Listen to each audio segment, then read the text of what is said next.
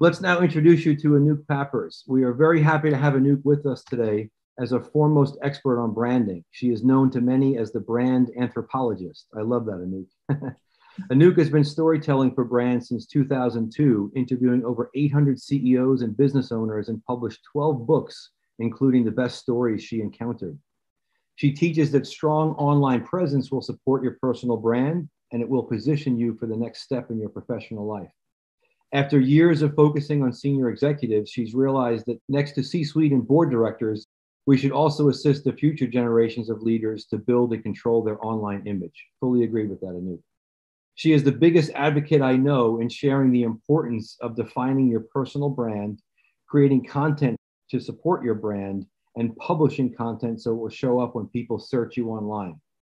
And a word of caution, no excuse you could possibly come up with will convince Anouk why you are not curating and creating your online presence. Don't even try it. With that, Anouk, welcome and thank you for joining us today. Okay, well, thank you, Mike. I'm very happy to be here and to be sharing some of my learnings and insights that I gathered over the years. And to make it short and to give you an idea of actually what we are doing nowadays, what our core business is, it's really helping senior business leaders to achieve that next board seat. And the way we do things is by focusing on three important aspects. We start by defining or redefining your personal brand.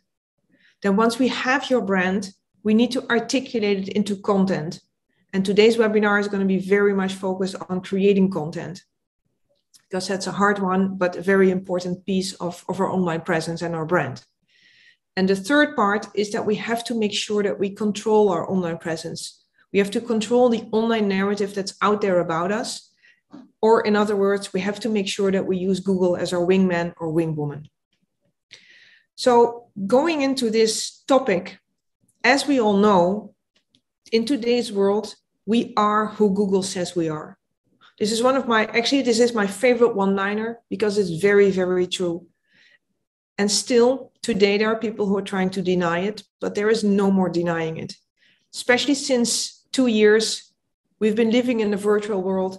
Everything we do gets checked online before we meet people, after we meet people. We Google ourselves, we Google others, we know we are being Googled. So talking about Googling ourselves, I have a short question for you. And the question is, do you Google yourself on a regular basis? And we created a poll to make it easier for you to answer. So it would be really great if all participants today, if you can tell us if you Google yourself on a regular basis. Regular being, let's say, once every 3 months. So please answer the question, do you Google yourself on a regular basis? Yeah, they're rolling in now, the answers. Okay, good. It looks like we're at about, oh, it's changing. We're about 60-40 split, 60 yes and 40% no. Oh, wow. Well, we have a good and aware audience today, which is great, because usually it's around 30% of people who Google themselves and 70 not. But so 60% of us Google ourselves on a regular basis, which is great. So now the second question is, who Googles others? Before you meet someone, after you met someone, before you decide to do business with someone, who Googles others? And that's our second poll. It's a much different response, weighted in a way that you can probably guess, Anouk. I can guess, yeah. I would say 95% says yes. We actually have 100% of yes, they Google others. Okay, yeah. So this is perfect, because this is my point. So the 40% of us who do not Google ourselves on a regular basis realize that everyone else Googles us. So that means that we don't know what we look like online, but other people are looking for us. So this is like, think back of the old days when we were meeting in person. You go into a meeting, you go into a boardroom for an interview. You didn't bring a business card. You did not prepare your meeting. You did not bring your board documents. You're just sitting there. You're going in, and you didn't look in the mirror. I don't think anyone goes into a meeting like that. So that's the same thing as when you're not aware of what your online presence looks like. Your online presence is a great tool that we've been given to help us position ourselves, to help us be ahead of the curve, to help us reinforce our, let's say, our offline or our real world reputation. It should be or it can be aligned online. So make sure, and this is my first assignment to all of you today, make sure that as of now, you're going to be Googling yourselves at least every 3 months. Just go online, type in your name and see what shows up. Even if you don't do anything with it, at least you're aware of what you look like.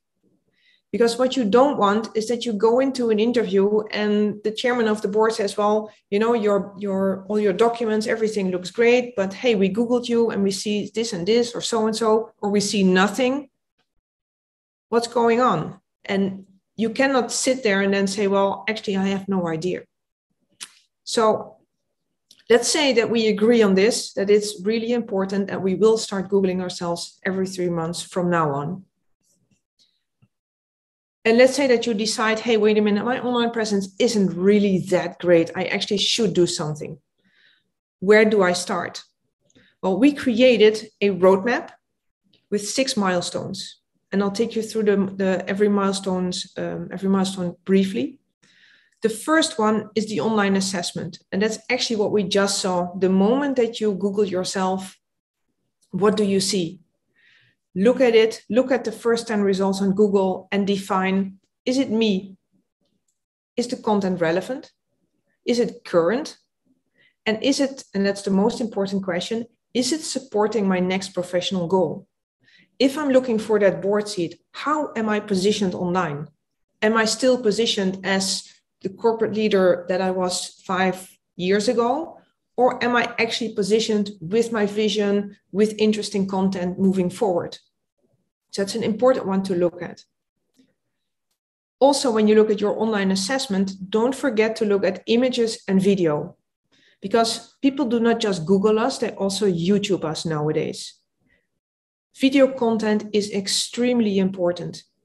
People want to know, boards want to know how you come across. How do you speak? What do you speak about?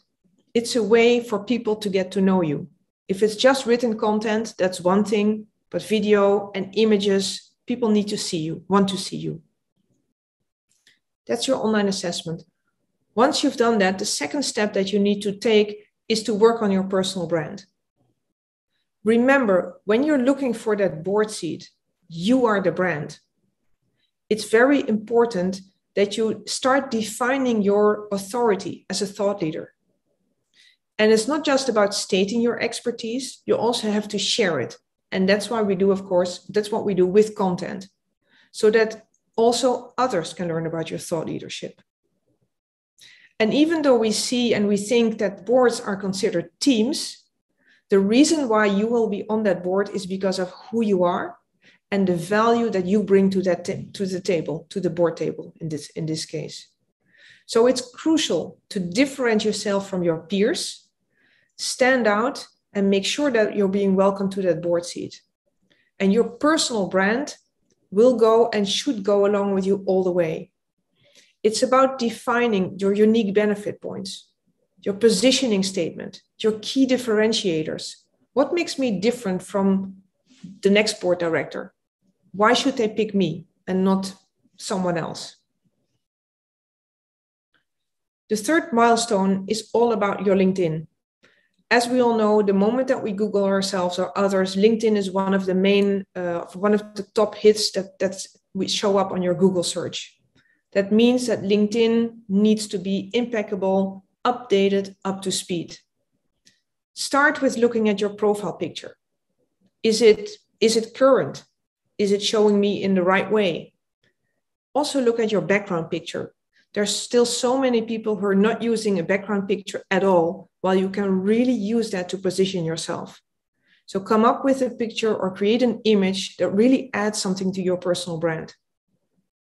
For example, being a thought leader also probably means that you could be speaking on a regular basis. If you're speaking, make sure to take a picture of yourself on stage or in front of a group. use that picture as your LinkedIn background because it immediately positions you as a thought leader. Anouk, if I could just jump in with a question on this. As you know, in our board director education course, we discuss thought leadership and its link to authority. How do you see that in relation directly to content? Yeah. I think there is a very, very strong relation between the two, because the moment that you define your authority and your leadership, your thought leadership, you have to prove it. And proof is in content, because content is a perfect tool to position yourself in a unique way, but also to show your audience that you're more than just business. It's a great way to inspire people with your passion, your purpose, your contribution to society. Because don't forget, we are all multidimensional. We're not just our job title. We do way more than that. And if we position ourselves on that higher level as a person, who we are and what we stand for, then we can also start thinking about that area of expertise or thought leadership that we have. So there's a direct link between establishing your authority and successfully marketing yourself. Because the moment that you define your thought leadership and you start creating content around that specific topic, that's where authority and marketing meet, because they really reinforce each other. And then by sharing relevant content, you add value to your audience, while at the same time, you're reinforcing your own thought leadership and authority. And of course, if you do that, that will generate more opportunities for you to find boards or to find opportunities for your next goal. Great, thank you. So when we look at creating content, what do we do? How do we position ourselves as an expert? So to give you an example, meet Karen. Karen is a change catalyst in healthcare. And she decided that she wanted to talk about mental health for employees, especially during the pandemic. I mean, it's a big topic. It's very important. It's a taboo. So she really wanted to discuss, okay, how can we get it beyond the taboo? Why is this critical for the long-term success of any organization? So we talked about this, and then we linked it to her leadership style. We linked it to employee satisfaction and productivity, and to the importance for a board to consider this topic. Because employees, mental health of employees, if the companies decide to take that onto a board level, it becomes a really important topic. And people and boards realize that this is something that they need to pay attention to in order to maintain the human capital which they have in their companies. So it starts with a topic that she's very passionate about. It's combined with her expertise, but it's also, and we'll talk about that more, it's very much related to what boards nowadays are looking for. So she has to make herself relevant in her content as well. And that's what I wanted to discuss, because if we talk about creating content, where do I start and how do I define what my topics are? The ideal communication topic for you to talk about is the overlap between what you're really, really good at, your expertise, what you're passionate about, and what boards are looking for or interested in. So it's really about, okay, I'm really, really good at one thing. Like in Karen's case, she's a healthcare expert. She's a C-suite level in healthcare. She's passionate about mental health for employees. And what boards are looking for at this moment is making sure that they retain their employees, they take care of their employees from that perspective. So she found her sweet spot. That's where she communicates. And actually, she did find a board seat, as a side note. Let me give you another example, because this is actually my second assignment that I would like to give everyone today, is to really start thinking about how do I define and where do I find my communication topics. Someone else we're working with, she's a CMO, she's a C-level executive, has been for many years. Her expertise, she's a business leader.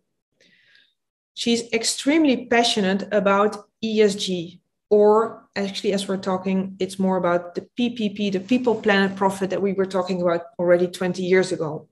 She's very passionate about this, but not just from the governance perspective, but really from the perspective, how can we make ESG from a necessary evil, as a lot of companies still see it, into something good, into something that we can use to help our companies thrive in the future.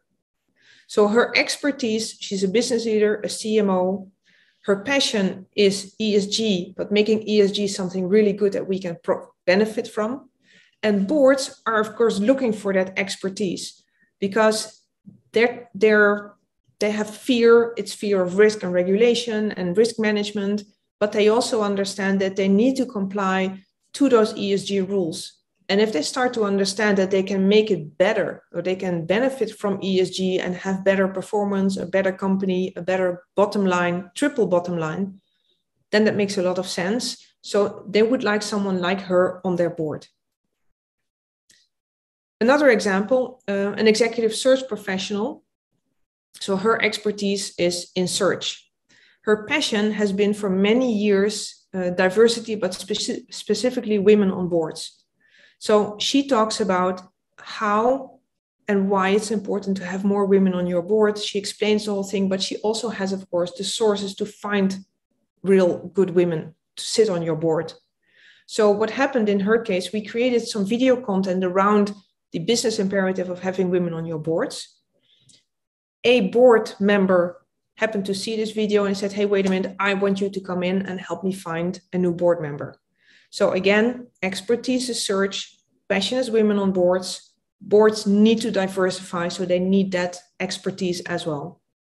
So again, finding those overlaps and finding those three elements can help you define your communication topics. While doing that, it's very important that you stick to one or two topics, because the moment that you decide that you're a thought leader or an authority in a certain area, you cannot be talking about 10 different topics. So find one or two topics and stick to those. Anouk, I'm very glad that you mentioned the one or two topics. We frequently see people that try to be all things to all people all the time. And they're truly undermining their authority and not being viewed as an expert in anything, but more of a jack of all trades. Once someone has defined their topics, how do you suggest they go about actually creating their content? Yeah, that's a great question. And before we dive into that, I would like to share some obstacles why we're not doing it. Because I think we kind of all know that we have to create content, but there's also a lot of reasons why we don't. And I'm going to share a few of them. And the first one is especially true for women and people from underrepresented groups. We prefer not to talk about ourselves. We've not been socialized in a way that we can brag about ourselves, that we can say how great we are, etc. So how do we overcome this obstacle? It's about rethinking. Think that this is not about your ego. This is not about you telling the world how great you are. This is helping the board and the search professional on the other side of the table or screen ensure them that you're the right choice. Ensure them that you're the right person to talk to. So it's not about you. It's about helping other people understand who you are. And the moment that you start realizing this, it becomes a whole different game. It's no longer about me. It's about helping the others. And we as people, we like to help other people. So if we think about it in that way, it makes a difference. It makes a difference. Another thing that we struggle with is our communication topics. And we just talked about this. So I give you some ideas and tips on how to define your communication topics. Because again, this is like, I don't know what to write about. I don't know what to create. So forget about it. No excuse. Just think about it. Sit down, spend some time. It's something that we can help with as well. But it's really important that you find those topics and you stick to them. The third obstacle that people use is that they don't like to be in front of a camera. Because I just said it's really important that we have video content as well. People want to know how you speak, how you come across, and that means video. No, I don't like to be on video. I don't know what to say. I don't know how to, etc. Many, many reasons why we don't like this. How to solve it? several ways. I mean, the easiest one or the fastest one is just get over it, because we live in an era in which we just need to be on video. But you can practice. Luckily, we have our iPhones that we can use easily to film ourselves. So practice. You can get support with, you can get some camera coaching. You can make sure that before you go on camera, you know what you're going to say, so that you can really focus on how you're going to say it. Practice, practice, practice. Record yourself. Delete the footage if you don't like it, but try to get used to the fact that there are cameras and they're looking at you and you just need to be in front of them. Another way of dealing with this is if you say, well, I don't really like a talking head, etc. You can always decide to interview someone. So it could be me, someone sitting next to me, we're in a conversation and we're recording that. It may be more natural, it may be easier, but just think about it and start doing it. And that's not only for senior level board members, it's also actually for younger people, for the next generations. The younger you learn how to get comfortable in front of a camera, the more it will help you later on in your career as well. Anouk, if I could just add one thing to that, I don't know if you know this yourself, but I am a prime example of this, where this was a fear of mine to the nth degree. And I avoided it for a very long time. And I am sure that my first 3 or 4 speaking engagements were absolutely terrible. But if you keep at it, you get better at this. And you start to realize something, I believe it's very important, is that the audience wants you to do well. They are truly rooting for you. You're always going to have that one character that's going to challenge, and that helps you to become better. But the fear goes away over time with this. And it's something I can't stress enough. I am living proof of that. Yeah, well, actually, same for me. I didn't like it in the beginning as well, but it's just if you want to be positioned in a certain way, if you want to go to a certain level, if you want to find that board seat, whether you're in the board, I mean, you have to learn how to present yourself, how to speak, etc. I mean, it's just, I think it's part of today's corporate or business life.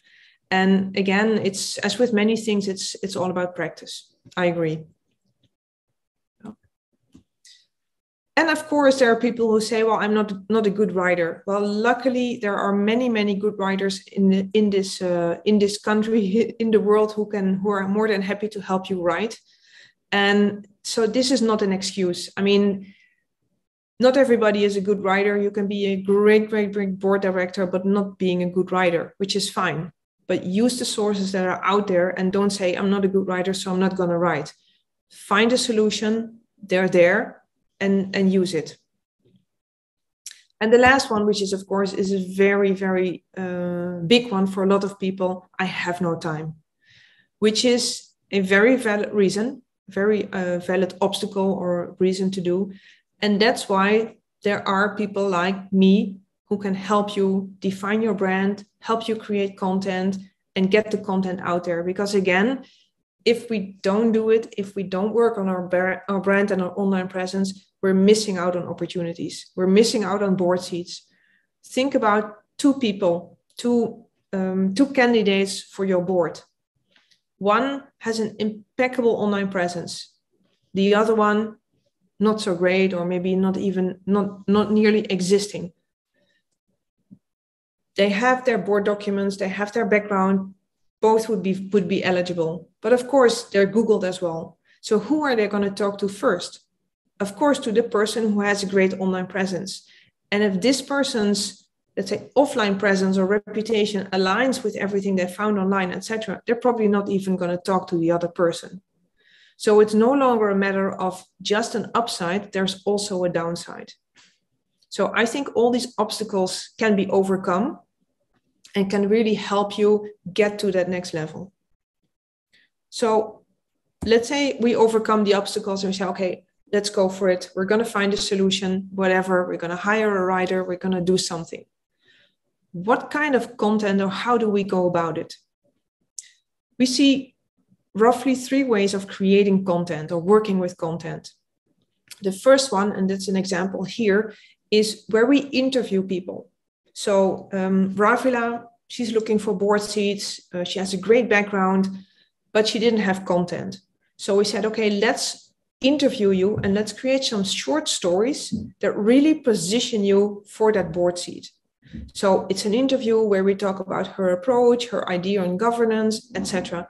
So these are stories that a search firm or the boards that she wants to apply for, they can find about her, and that help shape her image, shape her positioning statement toward them. So this gives her, let's say, an advantage over someone who doesn't have that content.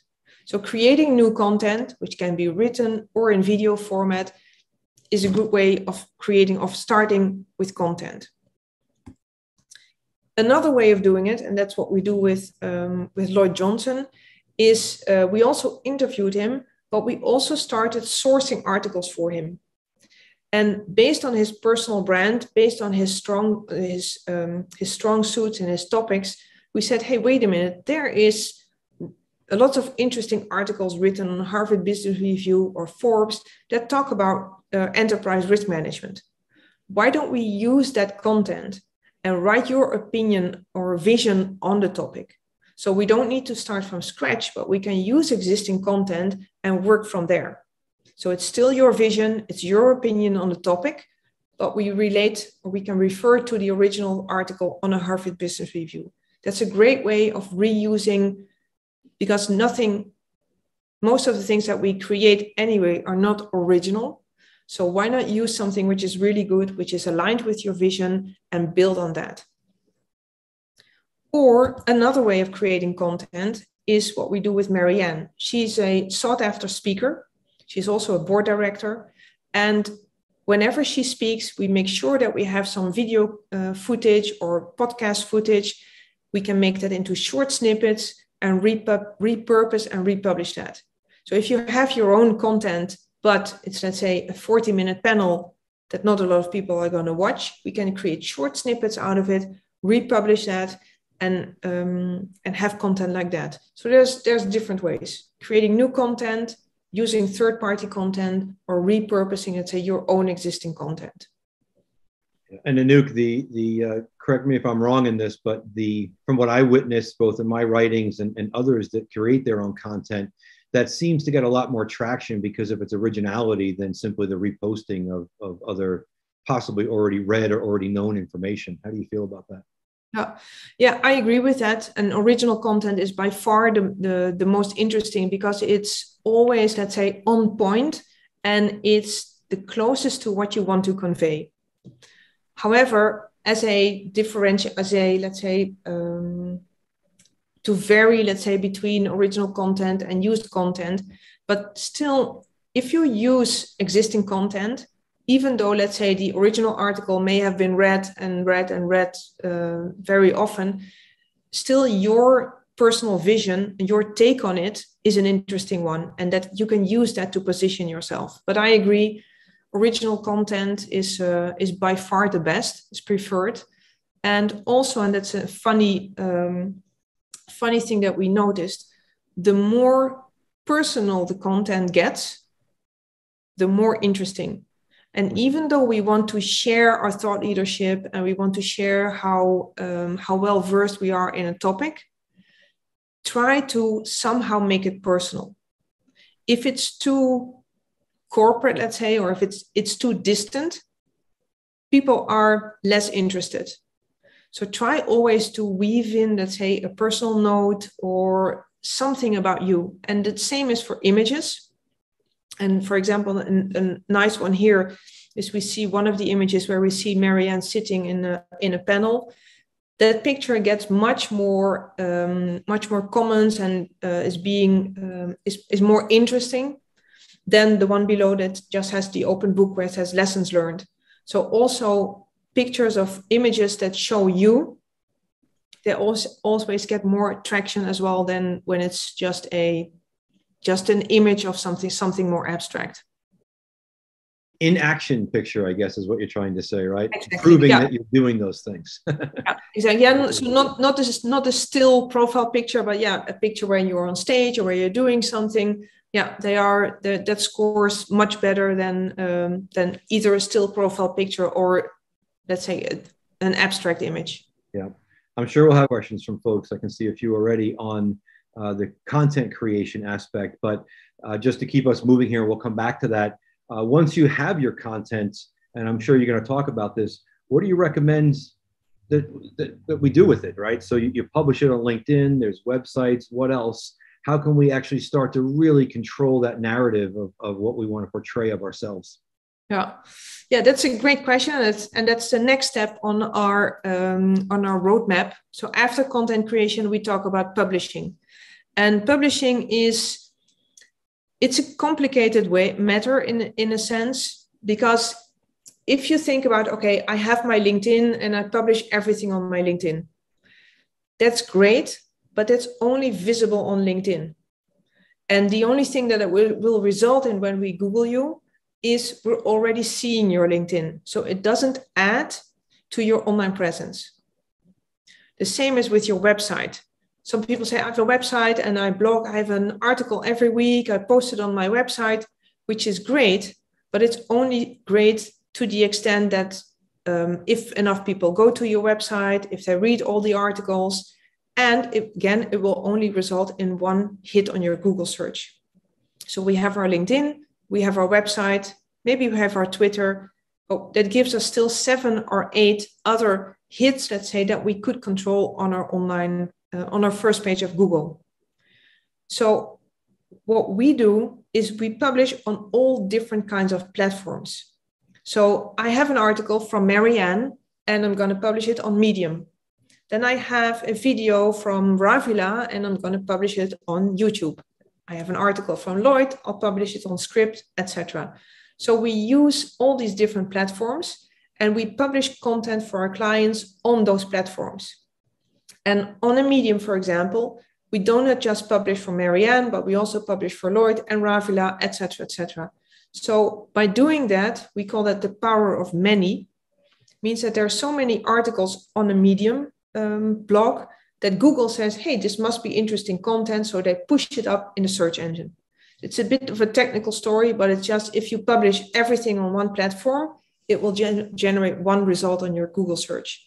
If you publish on all these different platforms, it will generate more hits on your Google search. And that's how you start controlling more and more of your online presence.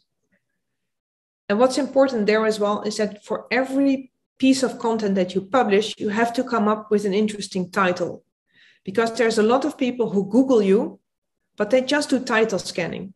So I Google Mark Pfister, and the only thing I do is I go over, I'm not clicking on anything, I'm just scanning. And by just scanning, I have to understand who you are and what you stand for and why I should connect with you. So that's another thing to really think about when we talk about content creation. Yes, it's the content, but it's also the title that's really important. Anouk, it sounds like it's also as you're mentioning, the volume of that content, just to show that you have not just on the first 1 or 2 pages of a search, your name comes up once with something, but it's consistently there. And probably to what you mentioned, going back to those 1, 2, maybe 3 topic areas that shows that you're laser focused in that particular area. Yeah, exactly, for sure. And then it could be, I mean, one of my topics is, of course, one is personal branding, the other one is online presence. So when you Google me, those are the only topics you find. And it could be the 3 things to think about when you build your online presence, or 5 elements to build your personal brand. So all these kinds of things, and they show up and they tell you exactly why you should connect with me. And that's, of course, what we want when we talk about our online presence. It's excellent advice. Thank you. I'm realizing all the things I still have to do, by the way, as you go through. No worries. I'm here to help. I think we're going to have a talk about that. Yeah. So thinking about this, so take your articles, your interviews, your videos, and publish them on all these different platforms. What happens is this. On the left side, we see all the different platforms where we have our pieces of content. And what it will result in is that when we Google ourselves, we start controlling more and more of those 10 results on our Google page, which is, of course, what we want. So this is an interesting one. So going back to the beginning where I said, okay, do an online assessment of yourself. And this is where you look at, okay, is this me? Is it relevant? Is it current? And is this helping me achieve my next professional goal? This is what you should do. It's like the meeting when of the measurement when we start, the zero measurement, and then start working on it. And then you'll see over time, if you do it in the right way, then actually your brand starts showing up more and more, which gives, of course, your audience a very good idea. Okay, this is who she is, and this is why I should connect with her. Let's talk to her about that board seat.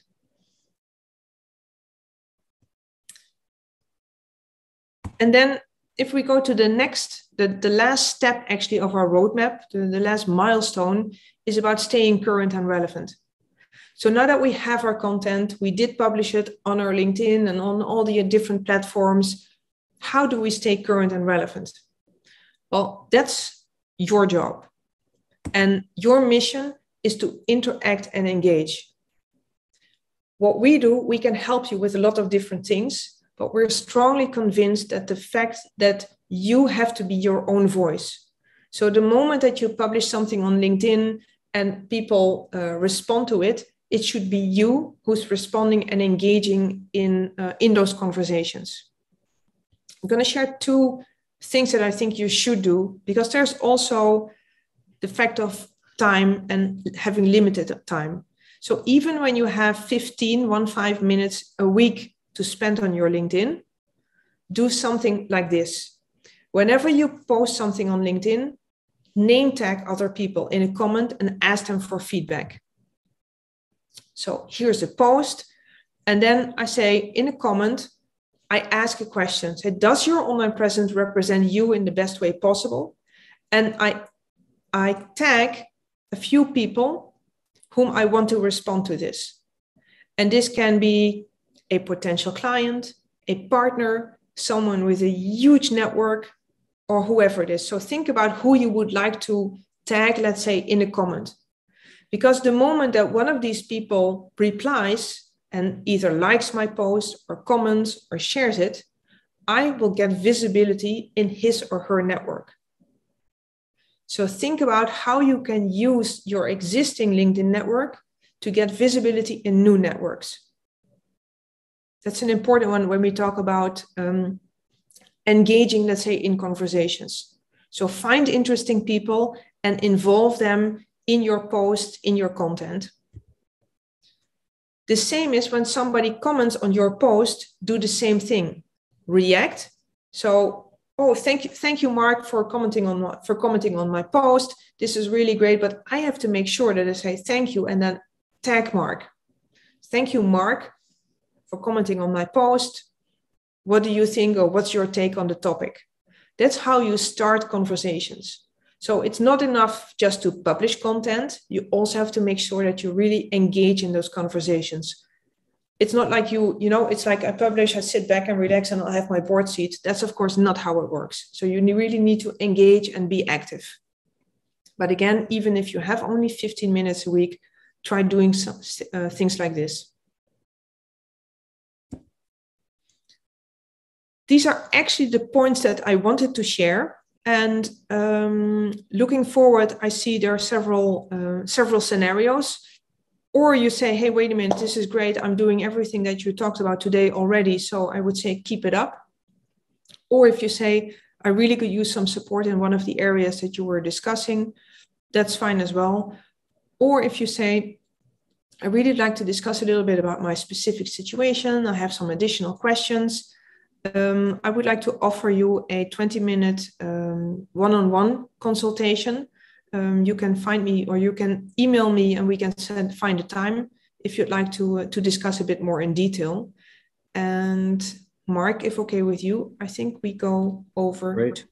Great. I'll mention everybody also. Let me first say thank you, Anouk, for offering up your time. I will recommend that everybody on this webinar, it may be a lot of people, Anouk, where you have to spend some time on this, but I recommend everybody reach out and take Anouk up on her offer for those 20 minutes. You are definitely by far, Anouk, one of my favorite people to speak to. So I recommend it highly. Let me remind everybody, I see there's some notes in the Q&A area, and I see there's something in the chat area also. Let me Let me see here. All right, so let me go to some of the questions here, and please feel free to write more questions in the Q&A section. This comes from Mary. I am sure I am not the only one who has challenges with consistently creating content. Is there anything you recommend to help with this? I'm sure that's on everybody's mind today about the consistency of this. Yeah, exactly. Yeah, there are several things, and one is frequency. So if you think you're going to have a challenge to create new content on a very regular basis, think ahead and think, okay, maybe I can do one piece every 3 months. It's not a lot, but still it gets you out there. It keeps you current and it keeps you more or less on the radar of your audience. If you decide to do that once every 3 months, that means that you only need to create 4 pieces a year. So that's one thing. So think about frequency. I think once every month is ideal, but usually we do that with people who speak, who have a lot of content as well, because creating new content from scratch every month, that's taking up a lot of time and of course budget as well. So if you don't have a lot of time, try to do something 4 times a year and use existing content. So once you define your communication topics, go to Harvard Business Review or Forbes or Google on the topic that you're interested in, that is your topic, and start reading and create stuff like that. Look at other people you can follow Signet, for example, on LinkedIn. If you do that, we share the content that we create for our clients. So maybe there's topics there, maybe there's a way of writing there that you say, hey, that's interesting. So maybe you can learn from that. And also what we do a lot with our clients is the moment that we interview them, we do not write one story, but typically we write 4 stories. So if we interview you once, which takes around an hour, we write 4 stories. You need to approve those stories, of course. That will give us, if you publish once every 3 months, we're done, let's say, for the year. So that could be, so there are ways to make it, let's say, as simple as possible.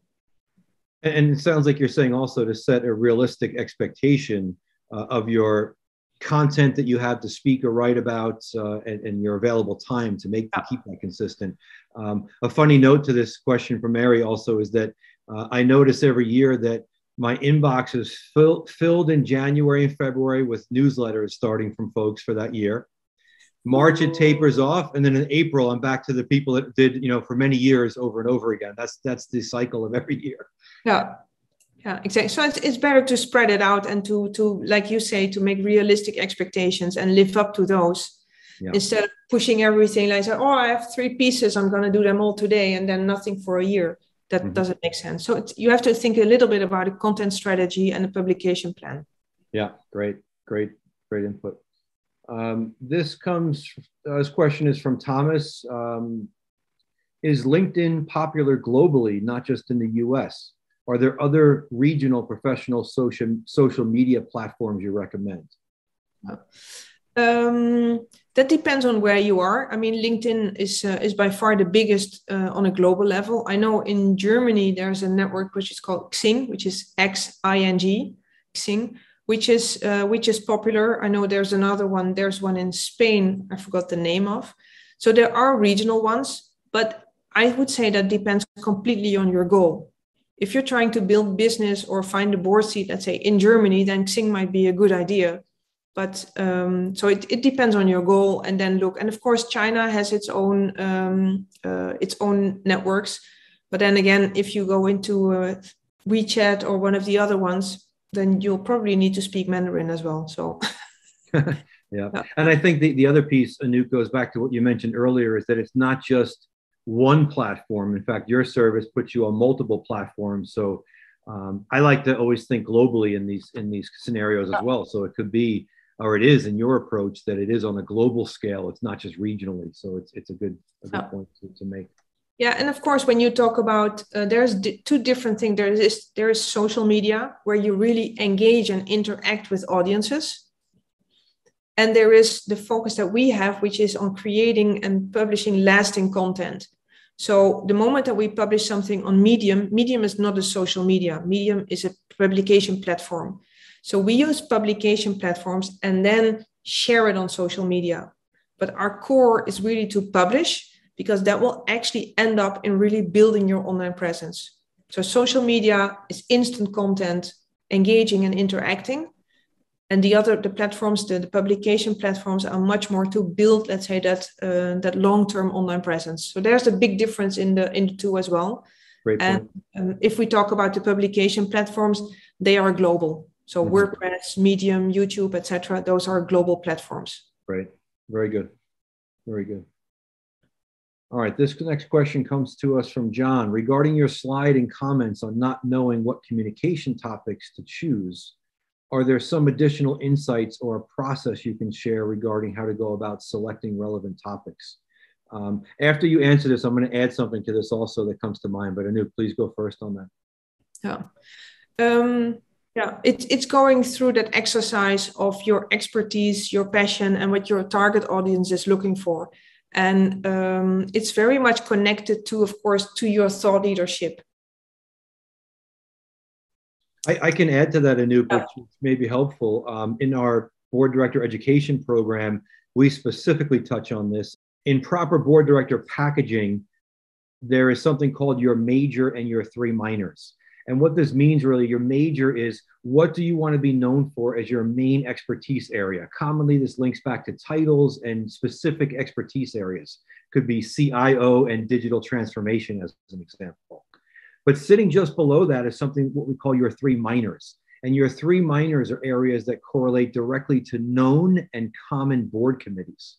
And one of the recommendations, Anouk, that we make in this is that if you're going to market yourself or put yourself out there, it's to make sure that your content is being linked in some way directly to your major and your three minor. So, you said the one or two topics. You can do this very easily by sticking to content areas, speaking, writing, publishing, that matches directly back to, again, what we call your major and your three minors. So one other bit of expertise or experience that I know can really support you as we relate what you're talking about, Anouk, directly into that creating your brand, essentially, and your board director persona as it relates to your content that you're publishing.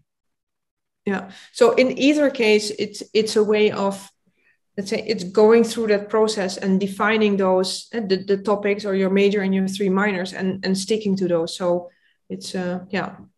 Well, right. John, I hope that helps. From Cindy, I highly prefer writing over video. Too much to explain why here. I don't see myself as a good writer though. Does my writing ability matter? The answer is yes, for sure. Yeah, I think the short answer is yes. And I think writing, or the way you come across in writing, I mean, it defines a lot. I mean, if you are, yeah. I think what would you say about, I always like to say that somebody shouldn't be fearful of claiming their style or their writing style. Are you more so saying about, is it cohesive sentences and those things, or is it the style aspect or a combination of the two maybe? Well, I'm a big believer in storytelling. And so transferring information is not really a way of getting your message across, because information, we cannot really remember and repeat information. So try to create or try to integrate your messages into a story. And a story is just something with a beginning, a middle, and an end. Short sentences. I mean, people were not reading online reading. I think the sentence should be between 15 and 20 words. And there are a lot of people who write sentences that are 50 or 60 or even more words. You just cannot assimilate that.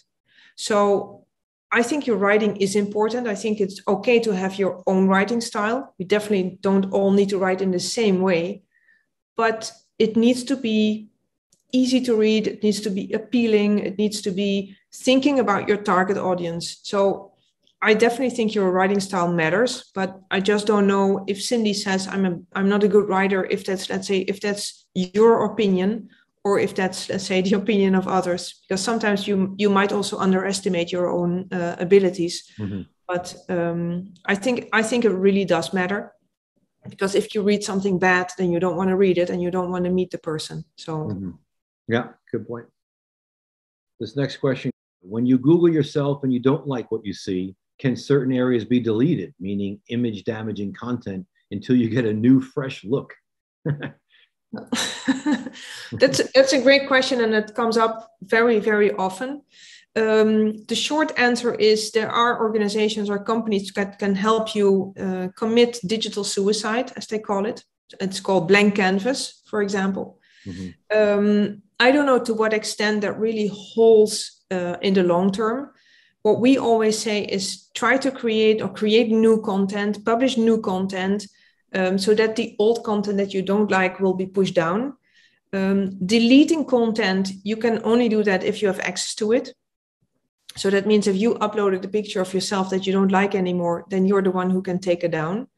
If others did it, if let's say friends did it and it's a fake picture on Facebook that shows up really highly, you can ask your friends to take it down. If it's a Wall Street Journal or another official institute, forget about it. We tried it for clients, but it's no, it's a sorry, can do, whether it's a very an article which is not just or something like that. It's just, well, you know, that's journalism, so nothing you can do about that. So going forward, I think the main tip here, make sure whenever you're at a party or an event or wherever it is and people are taking pictures, make sure you're never on a picture with a glass of wine, or while you're eating, or while you're in a strange situation, and ask people not to tag you. So really beware, let's say also in the offline world, if people are taking pictures, what are they doing with it? So that's what I can say moving forward. But in general, it's just about creating new content and making sure that the bad content, let's say, gets pushed down. Yeah, great advice, Anouk. Thank you. All right, let's do one more question and then we'll make sure we wrap on time here. This has been great. This question is from Michael. As a leader, I am extremely cautious to not solely talk about myself. Not sure I can change this. I am assuming I can focus on establishing my authority in the form of knowledge sharing and educational topics, correct? And I think that question came in very early, but I'm assuming hopefully that's answered, Anouk, through what you went through. Maybe you want to add to that just quickly in a minute or so. Yeah, I think that goes back to the idea that once you establish your own authority and thought leadership, and then you start sharing it, you're adding value to people as well. So it's not so much talking about yourself, it's sharing something about your passion, sharing something about your purpose.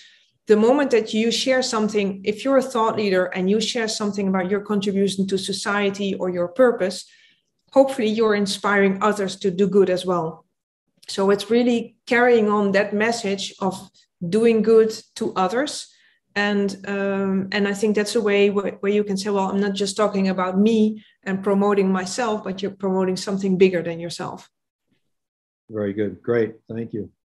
Anouk, thank you so much for joining us today. I always enjoy our conversation, so I figured why not share it with more people in the form of a webinar today. I hope all of our attendees take you up on your offer to book a complimentary 20-minute consultation. And thank you once again to everybody, and we'll see you at our next webinar. Anouk, thank you so much once again. Thank you, Mark, for having me. We'll speak soon. Bye now.